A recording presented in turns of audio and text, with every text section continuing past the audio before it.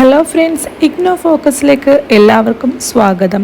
2024 ഡിസംബറിലെ result ഇങ്ങനെ വന്നുകൊണ്ടിരിക്കുന്നത് എല്ലാവർക്കും അറിഞ്ഞു കാണല്ലോ. നമ്മൾക്കിന്ന് റിസൾട്ട് എങ്ങനെ ചെക്ക് ചെയ്യാമെന്ന് ഈ വീഡിയോയിൽ കൂടി നോക്കാം. നോർമലി 10th +2 ഒക്കെ റിസൾട്ട് വരുന്നത് പോലെ അല്ല ഇഗ്നോയിലെ റിസൾട്ട് വരുന്നത്. ഇപ്പോൾ സെയിം കോഴ്സ് തന്നെ നിങ്ങളും നിങ്ങളുടെ ഫ്രണ്ടും എഴുതിയെന്ന് വിചാരിക്കാം. നിങ്ങളുടെ റിസൾട്ട് വന്നിട്ടും ഫ്രണ്ടിൻ്റെ റിസൾട്ട് വരണത്തില്ല. കാരണം നമ്മുടെ സ്റ്റഡി സെൻറ്ററിൽ റിസൾട്ടൊക്കെ ചെക്ക് ചെയ്ത് റീജിയണൽ സെൻറ്റർക്ക് സെൻഡ് ചെയ്ത് അവർ അപ്ഡേറ്റ് ചെയ്താലേ നമ്മുടെ പബ്ലിഷ് ചെയ്യുകയുള്ളൂ. അതുകൊണ്ട് തന്നെ ഇടയ്ക്കിടയ്ക്ക് റിസൾട്ട് അപ്ഡേഷൻ ഉണ്ടാകും. അതുകൊണ്ട് തന്നെ നിങ്ങൾ ഇടയ്ക്കിടയ്ക്ക് സൈറ്റിൽ പോയെന്ന് ചെക്ക് ചെയ്ത് നോക്കുക. ചെക്ക് ചെയ്താൽ നിങ്ങൾക്ക് തിയറിയുടെ മാർക്കാണ് അവിടെ കാണാൻ സാധിക്കുള്ളൂ. നമുക്ക് തിയറിയുടെ മാർക്കാണ് അവിടെ ചെക്ക് ചെയ്യാൻ സാധിക്കുള്ളൂ. അസൈൻമെൻറ്റ് മാർക്ക് കൂടി കാണണമെങ്കിൽ നിങ്ങൾ ഗ്രേഡ് കാർഡ് ചെക്ക് ചെയ്താൽ മതി. എങ്ങനെയാണ് നിങ്ങളുടെ തിയറി മാർക്ക് ചെക്ക് ചെയ്യുക, അതേപോലെ തന്നെ അസൈൻമെൻറ്റ് മാർക്ക് ചെക്ക് ചെയ്യുക എന്നാണ് നമ്മൾ ഈ വീഡിയോയിലൂടെ നോക്കാൻ പോകുന്നത്. ഗൂഗിളിൽ പോയി ഇഗ്നോ എന്ന് സെർച്ച് ചെയ്ത് കൊടുക്കുക. അതിൻ്റെ താഴെയായിട്ട് സ്റ്റുഡൻറ്റ് റിസൾട്ട് എന്ന ഓപ്ഷൻസ് കാണാൻ സാധിക്കും. ആ സ്റ്റുഡൻറ്റ് റിസൾട്ട് എന്ന ഓപ്ഷൻ സെലക്ട് ചെയ്ത് കൊടുക്കുക. അതിൻ്റെ നെക്സ്റ്റ് പേജായി the result for December 2024 exam എന്ന് കാണും. അതിൻ്റെ താഴെയായിട്ട് എൻറോൾ നമ്പർ നമുക്ക് കാണാൻ സാധിക്കും.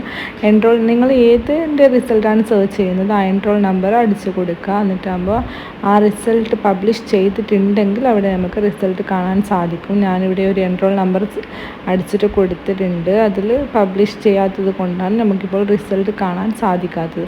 ഇതുപോലെ നമ്മൾ ചെക്ക് ചെയ്യുമ്പോൾ നമുക്ക് തിയറിയുടെ മാർക്ക് മാത്രമേ കാണാൻ സാധിക്കുകയുള്ളൂ. അസൈൻമെൻറ്റ്സ്, പ്രാക്ടിക്കൽ എക്സാംസിൻ്റെ മാർക്കൊന്നും നമുക്ക് കാണാൻ സാധിക്കുകയില്ല. നിങ്ങൾക്കിപ്പോൾ തിയറിയുടെ മാർക്കും അതേപോലെ തന്നെ അസൈൻമെൻറ്റ്സ്, പ്രാക്ടിക്കൽ ഇതിൻ്റെയൊക്കെ മാർക്ക് ഒന്നിച്ച് കാണണമെന്നുണ്ടെങ്കിൽ നിങ്ങൾ ഇതുപോലെ ചെക്ക് ചെയ്താൽ മതി. നേരത്തെ സ്റ്റുഡൻറ്റ് റിസൾട്ട് എന്ന ഓപ്ഷൻ സെലക്ട് ചെയ്തിട്ടില്ലേ, അതിൻ്റെ തന്നെ നേരെ താഴെയായി ഗ്രേഡ് കാർഡ് എന്ന ഓപ്ഷൻസ് കാണും. ആ ഓപ്ഷൻ സെലക്ട് ചെയ്യുക.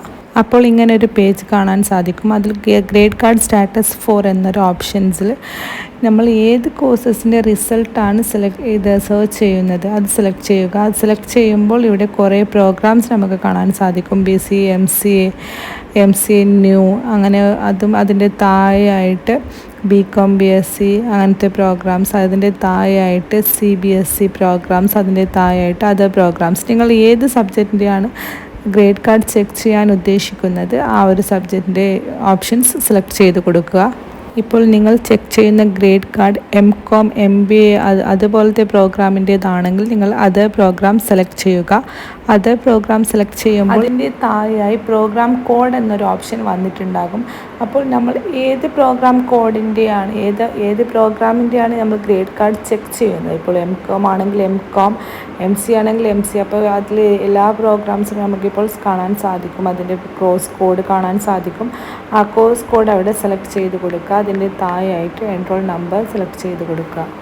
അടുത്ത പേജിലായിട്ട് നമ്മുടെ ഗ്രേഡ് കാർഡ് കാണാൻ സാധിക്കുന്നതാണ്. അതിൽ നമ്മുടെ കോഴ്സ് ഏതൊക്കെ സബ്ജക്ട്സാണ് നമ്മുടെ എക്സാംസ് എഴുതിയിട്ടുള്ളത് ആ കോഴ്സ് അവിടെ വന്നിട്ടുണ്ടാകും. അതേപോലെ തന്നെ നമ്മൾ ഏതൊക്കെ സബ്ജക്റ്റിൻ്റെ അസൈൻമെൻറ്റ് സബ്മിറ്റ് ചെയ്തിട്ടുണ്ട് അതിൻ്റെ മാർക്ക് അപ്ലോഡ് ആയിട്ടുണ്ടെങ്കിൽ നമ്മുടെ സ്റ്റഡി സെൻറ്റർ നമ്മുടെ അസൈൻമെൻറ്റ് കറക്ഷൻ ചെയ്തിട്ട് അതിൻ്റെ മാർക്ക് റീജിയൻ സെൻറ്റർക്ക് അയച്ചു കൊടുത്തിട്ട് അവരാണ് നമ്മുടെ മാർക്ക് അപ്ലോഡ് ചെയ്യുന്നത്. അപ്പോൾ അത് അപ്ലോഡ് ചെയ്തിട്ടുണ്ടെങ്കിൽ നമ്മുടെ അസൈൻമെൻറ്റ് മാർക്കും ഇവിടെ കാണാൻ സാധിക്കും. പിന്നെ നമ്മുടെ ടേം എൻഡ് തിയറി, നമ്മുടെ തിയറി മാർക്ക് അവിടെ കാണാൻ സാധിക്കും. പിന്നെ നിങ്ങൾ എന്തെങ്കിലും പ്രാക്ടിക്കൽ എക്സാം അറ്റൻഡ് ചെയ്തിട്ടുണ്ടെങ്കിൽ അവിടെ പ്രാക്ടിക്കൽ എക്സാമിൻ്റെ മാർക്കും അവിടെ അപ്ലോഡ് ആയിട്ടുണ്ടാകും.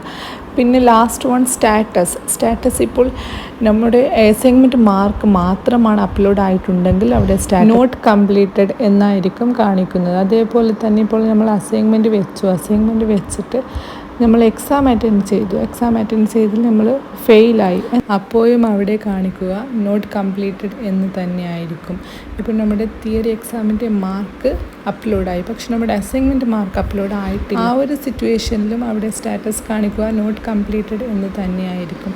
അസൈൻമെൻറ്റ് നമ്മൾ സബ്മിറ്റ് ചെയ്തിട്ട് അസൈൻമെൻറ്റിൽ നമുക്ക് 40% മാർക്കും അതേപോലെ തന്നെ നമുക്ക് എക്സാംസ് അറ്റൻഡ് ചെയ്ത് എക്സാമിൽ 40% മാർക്ക് ഉണ്ടെങ്കിൽ മാത്രമേ നമുക്കവിടെ സ്റ്റാറ്റസ് കംപ്ലീറ്റഡ് എന്നത് കാണിക്കാൻ സാധിക്കുകയുള്ളൂ. കാരണം ആ ഒരു സിറ്റുവേഷനിൽ മാത്രമേ നമ്മൾ പാസ്സായി എന്ന് പറയാൻ പറ്റുള്ളൂ. ഈ 40% എന്ന പെർസെൻറ്റേജ് ഓരോരോ കോഴ്സിനനുസരിച്ച് വ്യത്യാസമായിരിക്കും.